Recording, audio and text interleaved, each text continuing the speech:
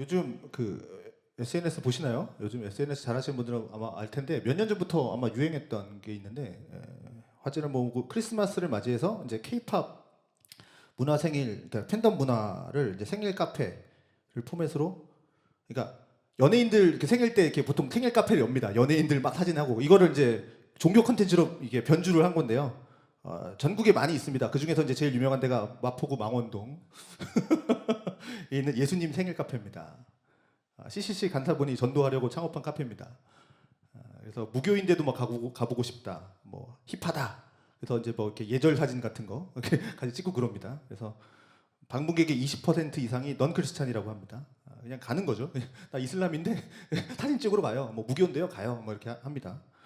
그 예수님을 전하는 모습들도 참 많이 이제 요즘은 이제 진화되고 있고 또 발전하는 것들을 보게 되고, 기독교 문화라는 게 이제 딱딱한 것이 아니라 친근함으로 다가갈 수 있는 이런 컨텐츠로서 이렇게 넌 크리스찬에게 다가가는 모습이 참 감사하다고 생각을 합니다.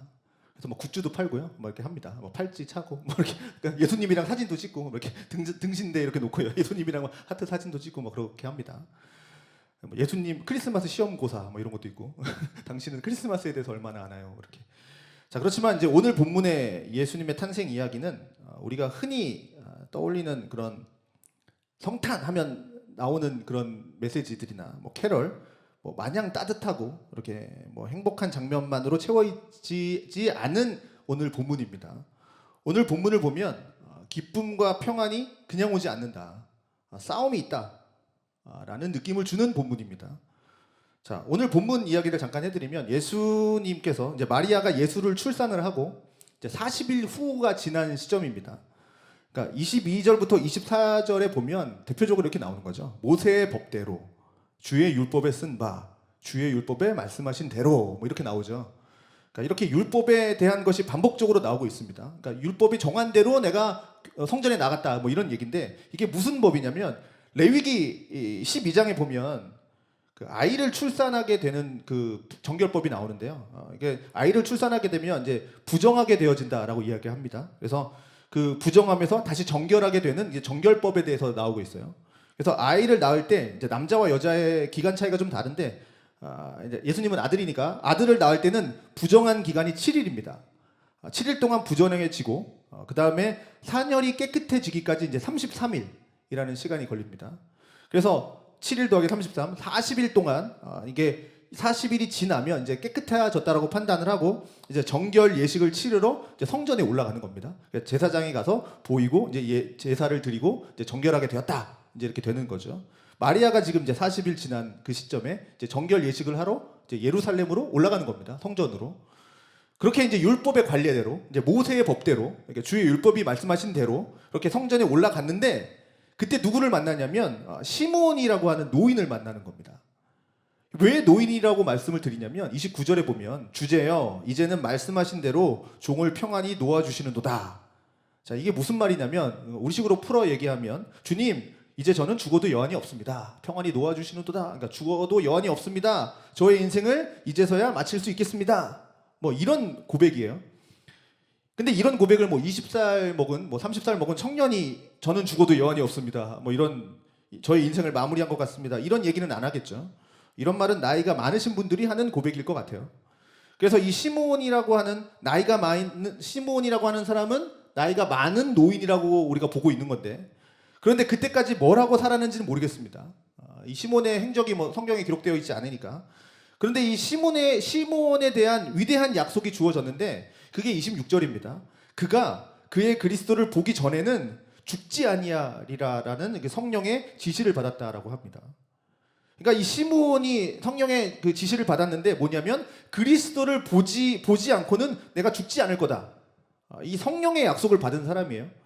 그러니까 그는 반드시 모든 사람이 기다리고 있는 그 메시아 그리스도를 볼 거다라는 그 계시를 받은 겁니다. 우리는 이 시몬을 보면서 신앙이 무엇인지를 좀 생각해 보게 됩니다. 신앙은 곧 뭐냐? 그리스도를 기다리는 삶이라는 겁니다. 내가 그리스도를 만나기 위해서 전생애를 바치면서 사는 것, 그게 바로 신앙이라는 겁니다. 여러분의 신앙이 그런 거라는 거죠. 예수를 기다린다라는 게 뭐냐? 도대체 예수를 기다린다는 게 뭔가? 예수를 만나기 위해서 기다리는 거 아닙니까? 우리가 이 성탄절을 기다리는 이유가 뭡니까? 예수님을 만나기 위해서 기다리는 거죠. 과연 우리는 그러면 예수 그리스도를 만나기 위해서 이 시므온과 같이 그분을 기다리면서 우리의 모든 것을 바치면서 살아왔을까? 그걸 한번 좀 우리가 생각해 보게 되는 거죠. 자, 시므온이 누구인지에 대한, 어떻게 기다렸는지에 대한 뭐 이렇게 좀 약간의 힌트가 나온 게 있는데 그게 25절에서 볼 수 있습니다. 예루살렘에 시므온이라고 하는 사람이 있으니 이 사람은 뭡니까? 의롭고 경건하고 이스라엘의 위로를 기다리는 자라. 성령이 그 위에 계시더라. 그러니까 시므온을 한마디로 얘기하죠. 의롭고 경건하고 이스라엘의 위로를 기다리는 자. 그런 사람이었다라고 이야기합니다. 자, 의롭다라는 게 뭘까요? 의롭다. 하나님의 뜻에 합당하다. 의롭다. 이거죠. 하나님의 뜻에 합당하게 산다. 하나님의 뜻에 합당하다. 이게 뭡니까? 그러면 하나님의 말씀을 따라 사는 사람이다. 하나님의 말씀을 따라 산다는 게 뭐냐? 그 말씀에 순종한다. 이게 의롭다라는 겁니다. 그래서 순종하기 위해서는 그 말씀을 내가 지키겠다라는 의지가 있는 사람이 의로운 사람, 시므온이라는 거죠. 그리고 경건하다. 경건하여 내 힘을 의지하는 게 아니라 하나님께 기대어서 하나님을 의지해서 사는 것. 이게 경건이죠. 그렇게 살기 위해서는 어떻게 해야 됩니까? 매 순간 하나님을 두려워하고 또한 하나님을 사랑해야, 경건해야 하는 거죠. 이스라엘의 위로. 자, 이스라엘은 수백 년 전에, 지금 뭐 바벨론 때부터 쭉 뭐 아수르까지 치면 뭐 엄청나죠. 수백 년 전에 나라를 빼앗겨서 지금도 로마의 압제 가운데에서 살고 있으니 얼마나 위로가 절실하겠습니까? 그러나 하나님이 주시는 위로는 로마에서부터 구해내는 그런 정치적인 뭐 그런 위로가 아니라 하나님이 주시는, 바로 예수 그리스도를 통해서 주시는 위로인 거죠. 평안인 거죠. 그 위로를 기다리는 자입니다. 그러니 시므온이 그 위로를 기다리면서 사니 하나님은 그에게 성령을 주시는 것입니다. 자, 그렇게 이 약속을 붙들고 살아간 이 시므온이 정말 약속대로 그리스도를 만나게 되는 겁니다. 27절이죠. 성령의 감동으로 성전에 들어가매 마침 부모가 율법의 관례대로 행하고자 하여 그 아기 예수를 데리고 오는지라. 자, 여기에 눈을 끄는 단어는 뭡니까? 여러분이 보셨을 때 성령의 감동으로. 시몬이 왜 성전에 간 겁니까? 성령의 감동으로 간 겁니다. 우리가 보통 그런 생각할 수 있잖아요. 뭐냐면 너는 그리스도를 만나기 전에 죽지 않을 거다. 그럼 그리스도를 어디서 만날 수 있을까? 그래, 누구든 아기를 낳으면 정결 예식을 하러 성전에 올라올 테니까 성전에서 내가 죽치고 앉아 있으면 언젠가는 보겠지. 뭐 그런 마음으로 늘 성전에 주구장창 앉아 있었느냐? 시므온이 그렇지는 않았을 것 같아요. 또 주님께서 시므온에게 날짜를 딱 지정해 주는 거죠. 몇 월, 몇 년, 몇 월, 며칠, 며칠에 어디에서 너는 그리스도를 만나게 될 거다. 그때까지 넌 죽지 않을 거다. 그렇게 구체적으로 시간과 장소를 약속해 주셨을까요? 그렇지도 않았을 겁니다. 시므온은 살면서 언제 뭐 어디서 어떻게 그리스도를 만나게 될지 모르고 삶을 산 사람이었어요. 장소와 시간을 구체적으로 뭐 만약에 알았다면, 만약에 10년 후다 그러면은 한 9년은 막 그냥 대충 살다가 아니 딱 10년째 열심히 정신 차리고 뭐 이제 약속의 때가 왔구나 하고 뭐 기다릴 거 아닙니까? 그게 아니라는 겁니다. 평생을 기다렸다는 거예요. 노인이 될 때까지 평생을, 이 약속을 언제 받았는지 모르겠지만 하여튼 그 예수님을 만날 때까지 평생을 기다린 겁니다. 어디에서 언제 어떻게 만날지 모르고 그런데 성령의 감동으로 성전에 들어가게 된 거예요. 언제 기다릴지 몰랐지만. 그리고 마리아와 요셉도 어떻을까요? 시므온과 서로 연락했을까요? 우리 언제 만납시다. 연락한 거 아니겠죠. 율법의 관례대로 간 겁니다. 그러니까 이 사람은 이 사람대로의 성령의 감동하심으로, 시므온은 또 이 사람은 이 사람대로의 또 율법의 관례대로 그렇게 성전에 둘이 왔을 때 만나게 된 겁니다. 이것이 진실한 마음으로 그리스도를 기다리는 사람에게 주어지는 복입니다. 우리가 정말 이렇게 그런 경험 하시지 않습니까? 내가 정말 그것을 위해서 기도했는데 마침 우연치 않게 그런 것, 이게 성령의 감동하심으로 있는 겁니다. 이게 세상 사람들은 우연이라고 얘기하지만 하나님에서는 필연, 기도하는 사람에게 주어지는 하나님의 복인 거죠.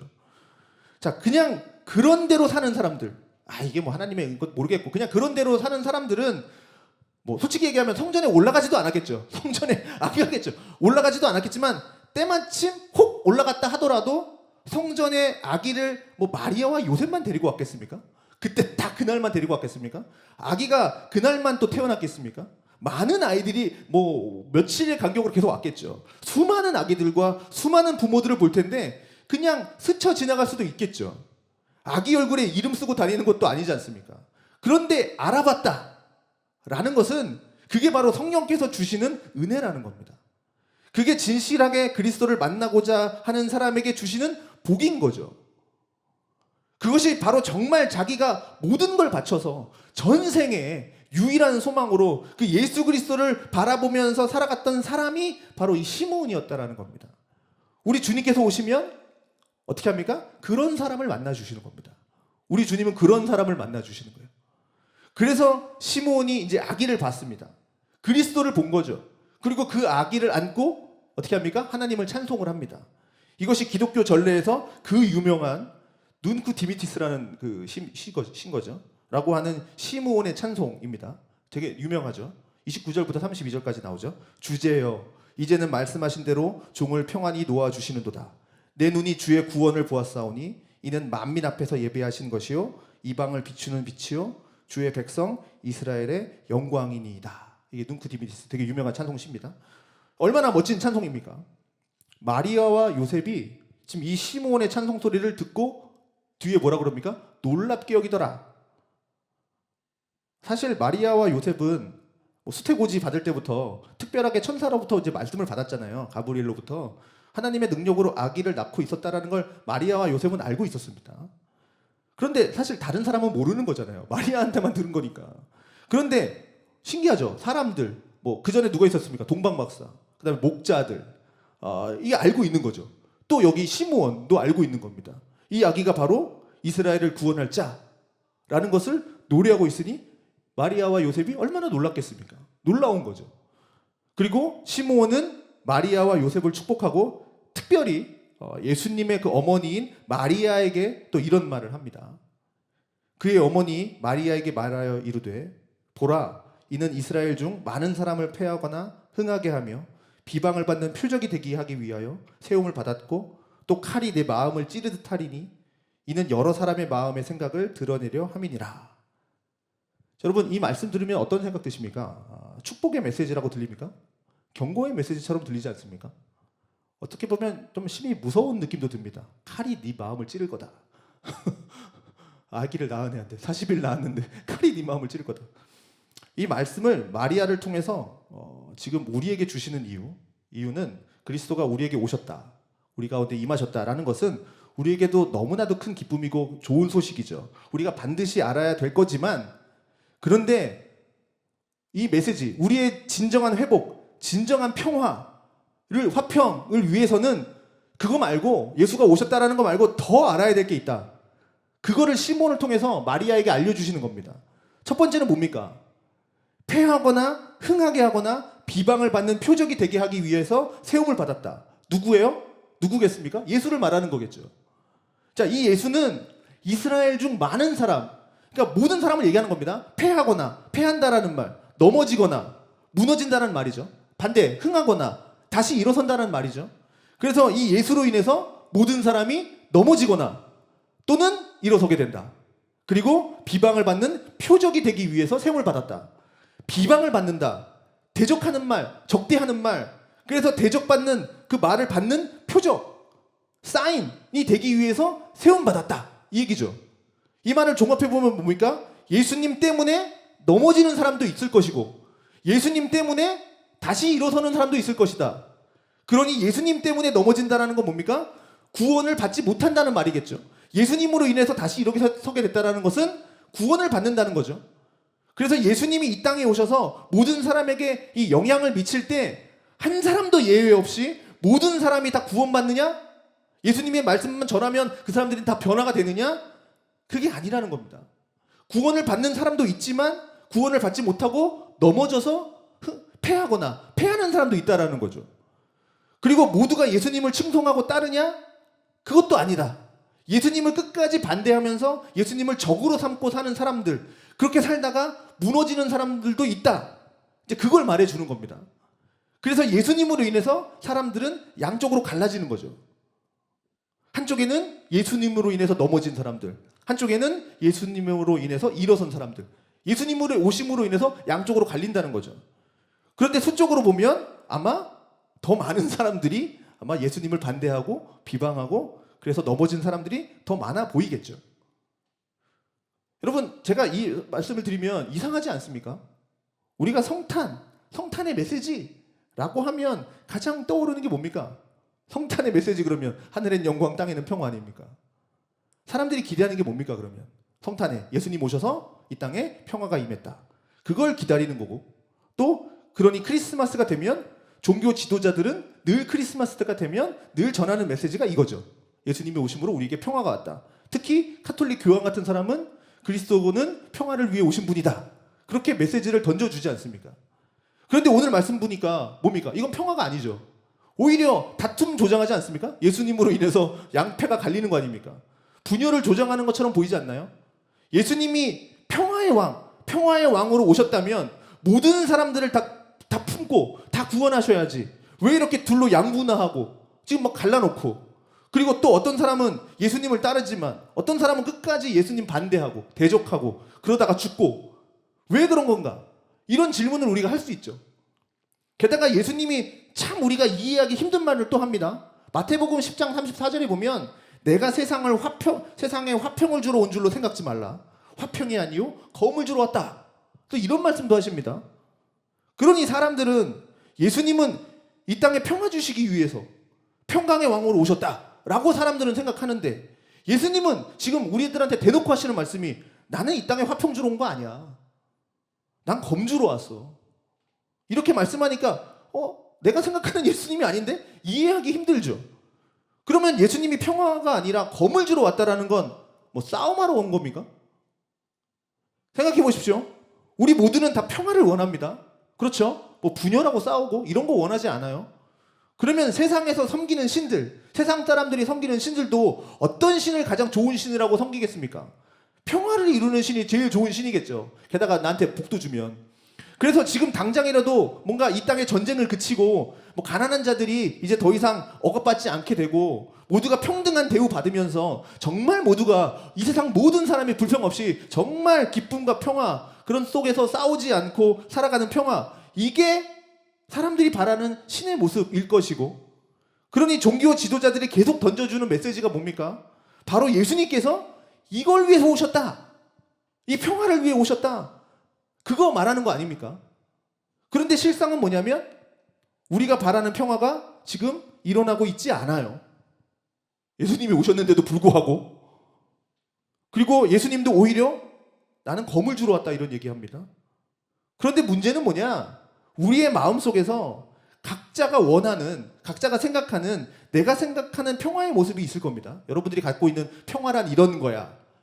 그런데 내가 생각하는, 내가 인식하는 평화와 저 사람이 생각하는 평화가 다른 겁니다. 그게 문제인 거죠. 내가 생각하는 평화와 상대방이 생각하는 평화가 다른 거예요. 예를 들어 볼까요? 지금 러시아와 우크라이나가 싸웁니다. 그러면 러시아 입장에서 평화는 뭡니까? 젤렌스키를 이 땅에서 몰아내는 겁니다. 그게 러시아가 생각하는 평화입니다. 그래야 평화가 오는 겁니다. 그러면 젤렌스키는 뭡니까? 반대죠. 푸틴이 사라져야 되는 겁니다. 그러니 끊임없이 싸우게 되는 거죠. 평화를 위해서 없애버려야 되는 겁니다. 그러니 평화를 놓고 각자가 생각이 다른 겁니다. 거기에다가 만약에 신이 있는데 우크라이나 입장에서의 신은 어떤 신입니까? 러시아를 없애버려야 되는 신인 거죠. 러시아 입장에서는 우크라이나를 없애버려야 되는 거죠. 그 신이 있어야 되는 거죠. 그게 평화의 신이지 않습니까? 우리의 평화의 신이 우크라이나를 물리쳐서 통일을 이뤘다. 뭐 이런 게 러시아가 생각하는 신 아닙니까? 그렇게 서로가 생각하는 바도 다르고 원하는 바도 다른 것처럼 예수님이 오셨습니다.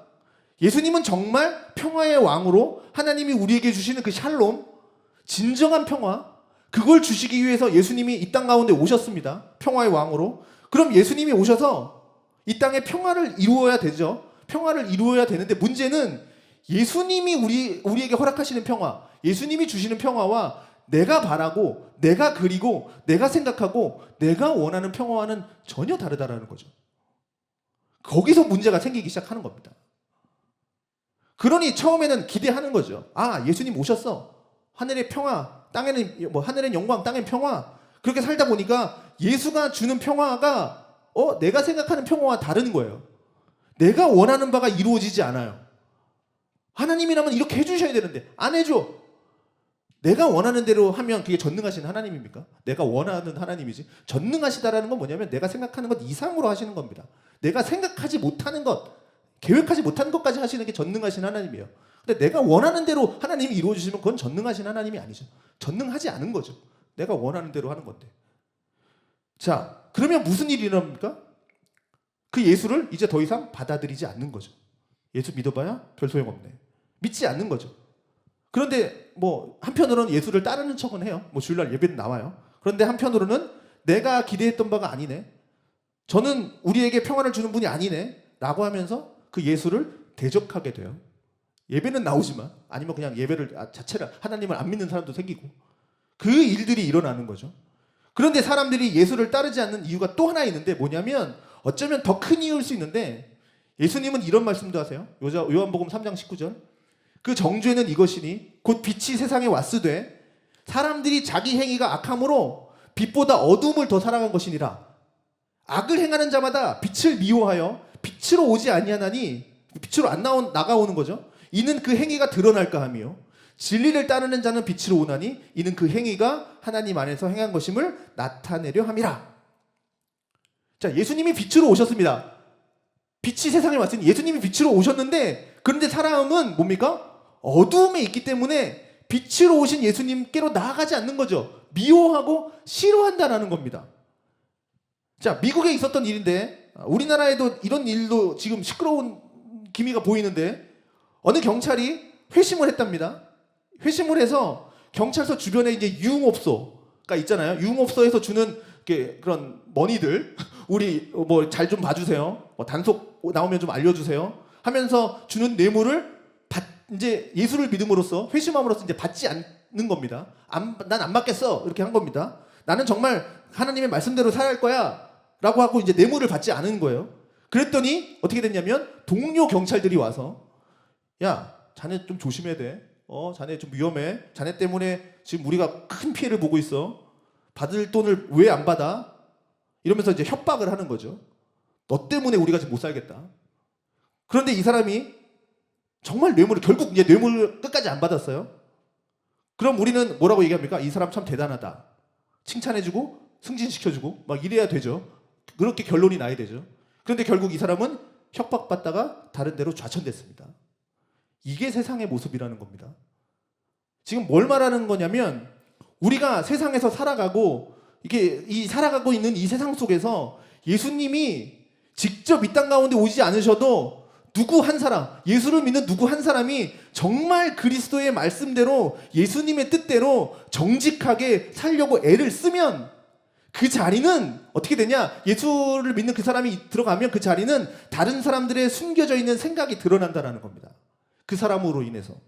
그래서 오늘 35절에 이렇게 얘기하는 겁니다. 이는 여러 사람의 마음의 생각을 드러내려 합니다. 예수가 오셔서 사람의 생각을 드러내는 거예요. 그런데 사람들의 생각이 뭐냐면 다 어두움 속에 꽁꽁 숨겨두고 감춰두고 있는 생각들인 겁니다. 예수가 오셔서 그 생각들을 다 밝히 보여주시는 겁니다. 여기 우리 모여있는데 저를 포함해서 마음속에 지금 갖고 있는 생각들, 이건 정말 하나님이 알아줘야 돼. 야, 내가 이런 선행했어, 이런 생각했어, 나 이런 거 꼭 좀 알아줬으면 좋겠어 하는 것도 있겠죠. 반대로 이건 죽을 때까지, 이거는 누구도 알면 안 돼, 들키면 안 돼 하고 감춰두고 있는 것도 있을 겁니다. 저도 있고 여러분도 다 있습니다. 정말 다른 사람은 알면 안 되는 비밀. 그게 드러나면 어떻게 됩니까? 인생 끝인 거예요. 아니, 어떻게 목사가 저럴 수 있지? 저런 생각을 해? 역시 사람은 믿을 게 못 돼. 이럴 거 아닙니까? 그러니 어떻게 합니까? 감춰두고 싶은 겁니다. 그런데 감춰두고 싶은 건 다 뭡니까? 다 감춰두고 싶은 게 뭐예요? 다 안 좋은 거예요. 감춰두고 싶은 건 나쁜 거, 죄, 유혹, 약한 거, 이런 거 다 감춰두고 싶은데, 그리고 감춰두고 사는데, 그런데 예수님이 뭐 아까 얘기했듯이 직접 오실 필요도 없어요. 우리 중에 누군가가 정말 그리스도의 빛으로, 내가 빛 대신 예수님의 빛으로 살아간다면 다른 사람들이 그런 것들이 다 드러나는 거예요. 이 경찰서처럼 뇌물을 받지 않으니까 뇌물을 받고 있는 사람들이 지금 이상한 사람으로 지금 드러나는 거죠. 그러면 그 사람들이 자기 속에 감춰두고 있던 그 악한 생각들이 드러나게 되면 그럼 그 악한 사람들의 반응은 어떨까요? 여러분, 아, 이거 숨기느라 너무 힘들었어요. 이제야 시원합니다. 그러겠습니까?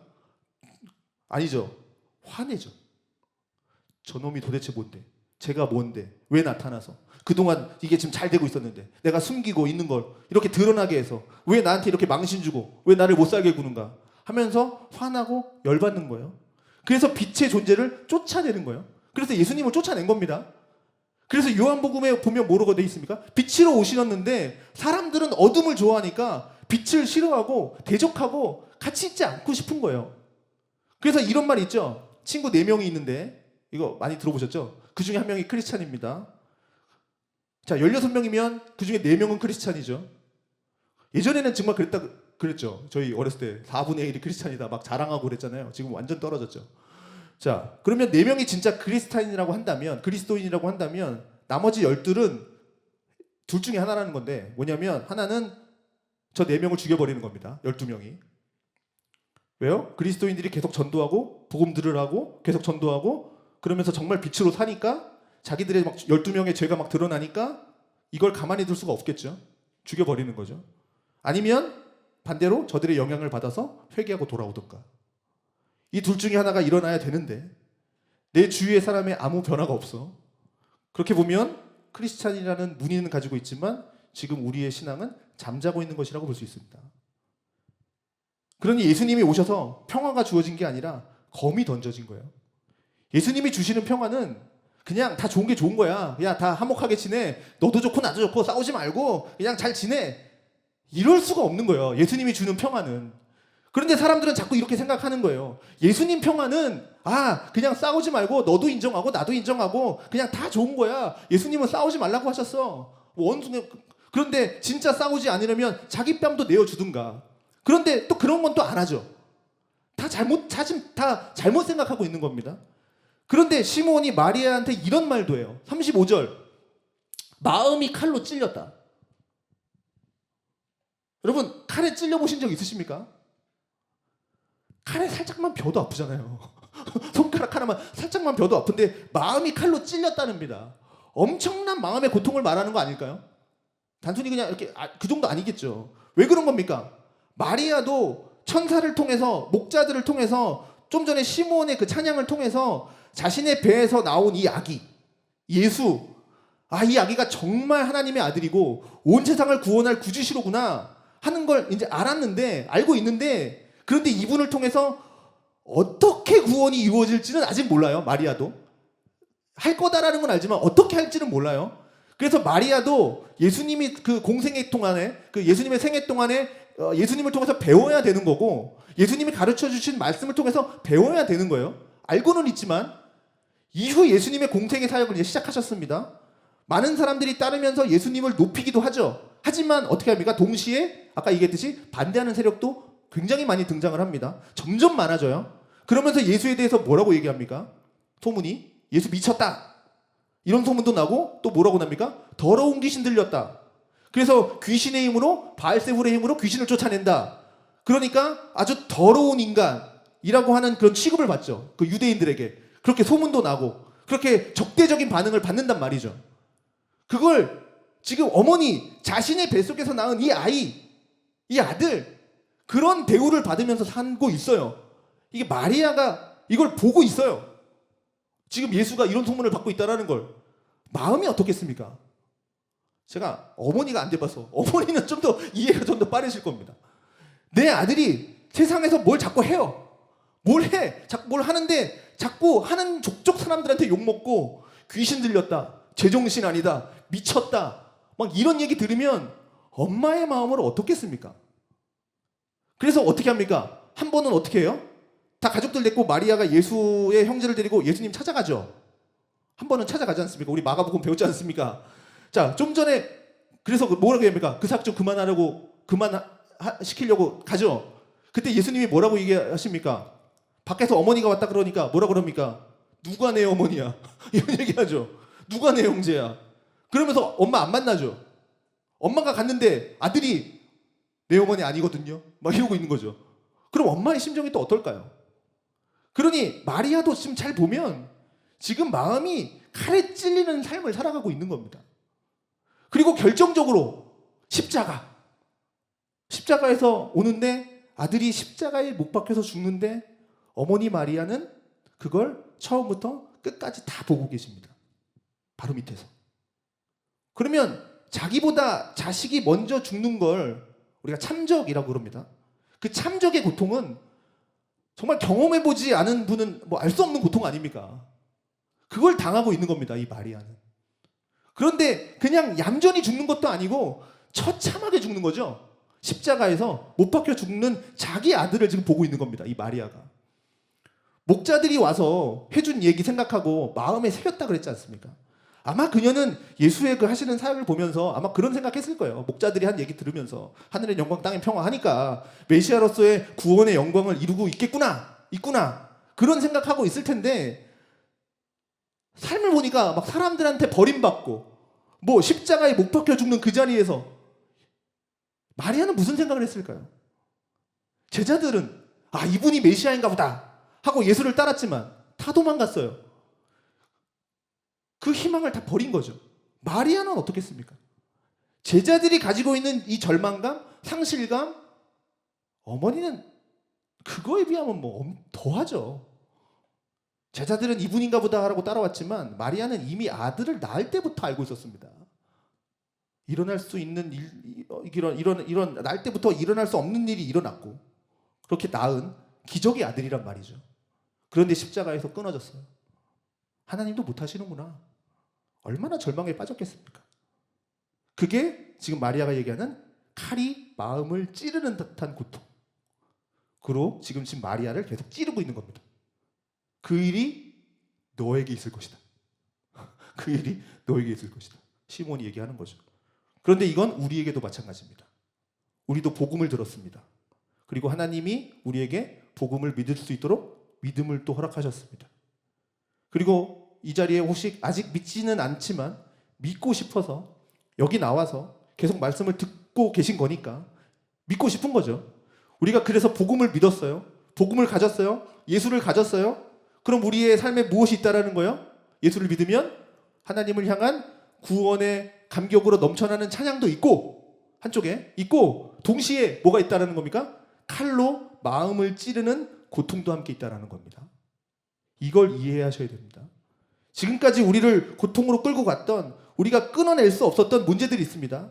그게 죄의 문제든 뭐 경제의 문제든 여러 가지 관계의 문제든 그래서 나를 낙심케 하고 절망에 빠지게 하고 원망에 빠지게 하고 그런 일들이 우리에게는 수없이 일어나고 있는데 이제 예수 그리스도를 만남으로써 그게 해결이 돼요.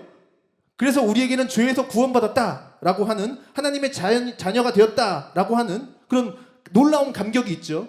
그런데 동시에 우리에게는 새로운 싸움도 생긴다라는 겁니다. 우리를 보십시오. 하나님을 사랑하지 못하게 하는 그런 나의 마음이 계속 있고 하나님을 사랑하지 못하게 하는 나의 마음이 계속 있고 또 내가 예수를 믿는다고 했지만 여전히 내가 끊어내지 못하는 여전히 약한 육체의 욕망을 따라서 죄를 짓고 싶어 하는 마음도 있고 그래서 실제로 하나님 잠시 버리고 죄 짓는 현장에 가서 죄를 짓고 있는 나 자신을 또 보게 되고 또 세상은 아까 그 경찰 얘기처럼 우리를 좋게 봐주지 않는다는 얘기입니다. 그리스도인으로서. 그래서 얼마나 많은 사람들이 회사에서든 어디서든 나 교회 다니는 거 드러내지 않으려고 칼을 찌르는 듯한 고통들이 있으니까 그런 사람들이 얼마나 많습니까? 티 안 내려고. 그걸 말하면 뭔가 불이익이 생길 것 같고 너 왜 그렇게 사니? 그런 얘기 들을 것 같고 부담스러우니까 그냥 조용히 살자.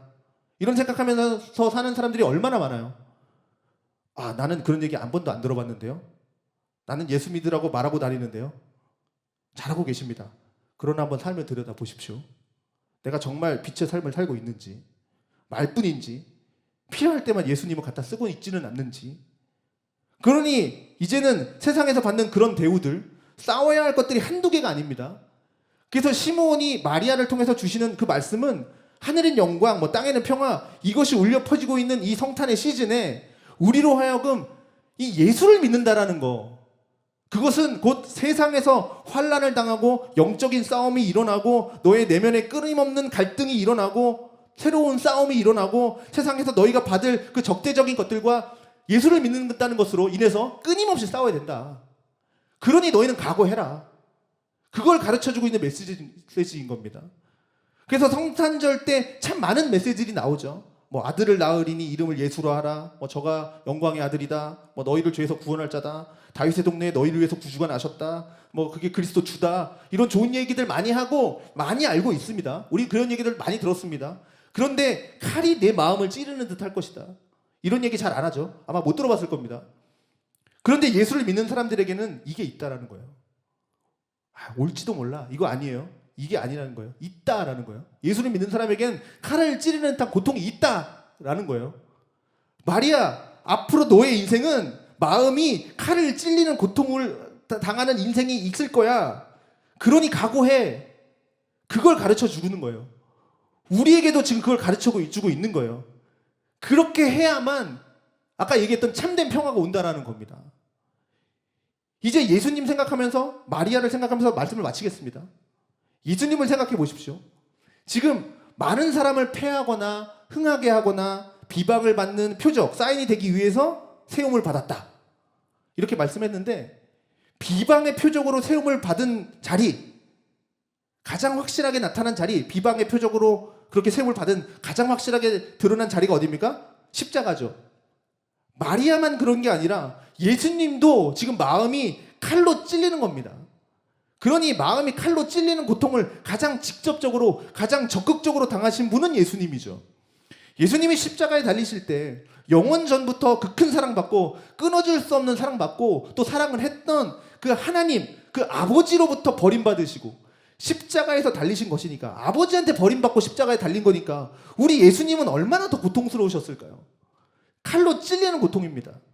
그런데도 예수님은 그런 외면을 당하시고 정말 하나님이 버리신 그 외면 가운데서도 그걸 외면하지 않으셨고 그 십자가를 그대로 지고 가셨다라는 겁니다. 다 아시지만 왜요? 우리를 사랑하시기 때문에 그 이유로 십자가를 지고 가셨습니다. 그런데 만약 예수님이 난 마음이 칼에 찔리는 거 싫어요. 내 손에 못 박히는 거 싫어요. 그래서 나는 이 일 더 이상 안 하고 싶어요. 라고 하셨다면 지금 우리는 어디에 있을까요? 시몬이 마리아한테 칼이 너의 마음을 찌를 거야 라고 했을 때 마리아가 난 아직 어려요. 지금 아기를 낳을 때가 마리아가 몇 살 때 같습니까? 15살 정도입니다. 15살 정도 되는 어린 나이란 말이죠. 그때 칼이 너의 마음을 찌를 거야 라고 하는 10대 소녀의 마음속에서 저 너무 무서워요. 지금 남자 아기를 낳는 것도 참 무서웠는데 어쨌든 이렇게 나왔는데 너무 기쁘고 좋은데 아니 어떻게 40일 만에 이런 얘기를 하시다니요.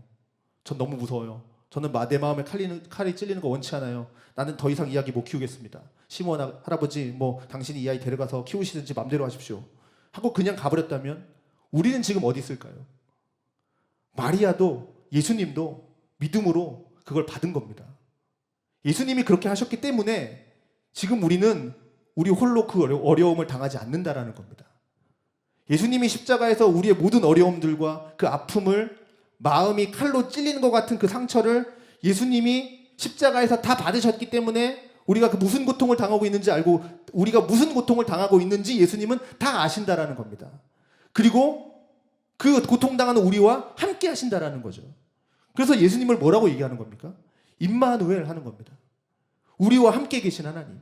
그래서 우리가 홀로 있는 것이 아니라는 겁니다. 지금도 예수님이 우리와 함께 하십니다.